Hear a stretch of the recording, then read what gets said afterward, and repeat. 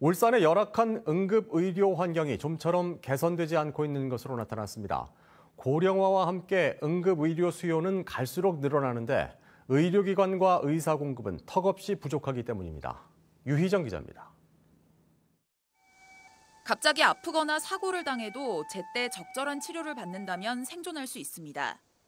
그런데 현대의 의료 지식과 기술로 충분히 살릴 수 있는데도 그러지 못해 숨진 사람의 비율을 치료 가능 사망률이라고 부릅니다. 최근 보건복지부가 국회에 국정감사 자료로 제출한 통계를 보니 지난 2021년 울산에서는 인구 10만 명당 약 43명가량이 의료적 도움을 제때 받지 못해 숨진 것으로 나타났습니다. 더 큰 문제는 울산의 치료 가능 사망률 문제가 개선되지 않고 있다는 겁니다.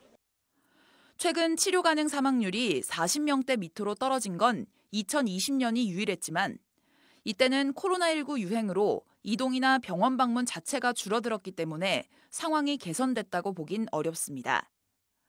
가장 큰 이유는 응급의료기관과 의료진의 공급이 수요에 비해 부족하기 때문입니다. 울산의 인구 100만 명당 응급의료기관은 6.2개에 불과하고 병상수는 전부 합쳐 123개, 전국 17개 시도 중 15위 수준입니다.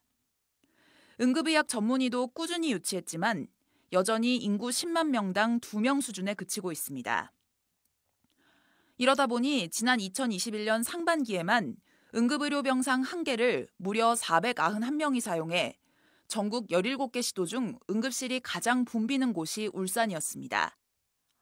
응급의학 전문의 1명이 돌보는 환자 수도 2,000명에 달합니다. 일정 인구의 규모가 형성되지 않으면 상급 병원들이 잘 안 가거든요. 근데 그것을 공공병원은 해결해 줄 수가 있는 거죠. 이 부분이 이제 지금 울산 같은 경우도 없는 거죠.